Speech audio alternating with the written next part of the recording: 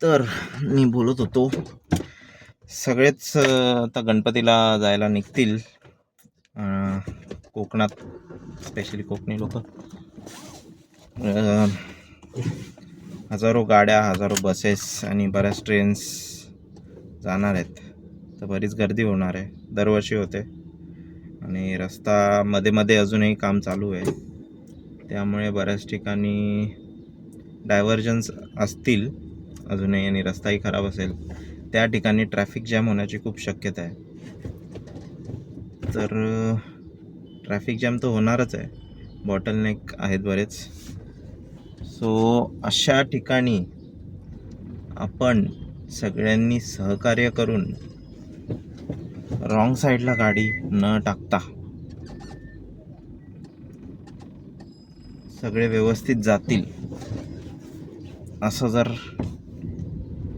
सगळ्यांनी केलं की, म्हणजे पुढे दिसतंय की जाम आहे, तर त्याच्या मागेच, पुढच्याच्या मागेच आपली गाडी लावून ठेवली तर सगळे व्यवस्थित जातील.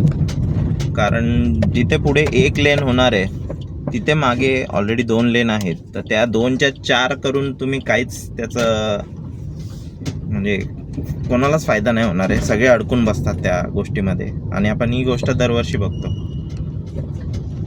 तर कृपया रॉंग साईडला गाडी टाकू नका, सगळ्यांनी सहकार्य करा. आणि जे लोक ट्रेनने प्रवास करतायत, ज्यांना बसायला जागा मिळाली आहे, जनरलमध्ये असतील किंवा काही, आता जास्त वेळ बसून पण शेवटी शरीरासाठी त्रासदायकच आहे. सो अर्धा पाऊण तासानंतर समोर जो उभा राहिलेला माणूस आहे त्याला जर बसायचा चान्स दिला 5-10 मिनटासाठी आणि तुम्ही उभे राहिल्यात, तर सगळ्यांना व्यवस्थित जाता येईल, कोणाला त्रास होणार नाही त्या प्रवासाचा.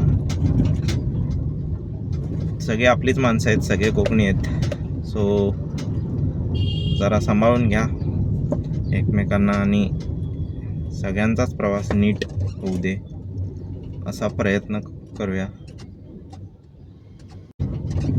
एवढंच सांगायचं होतं.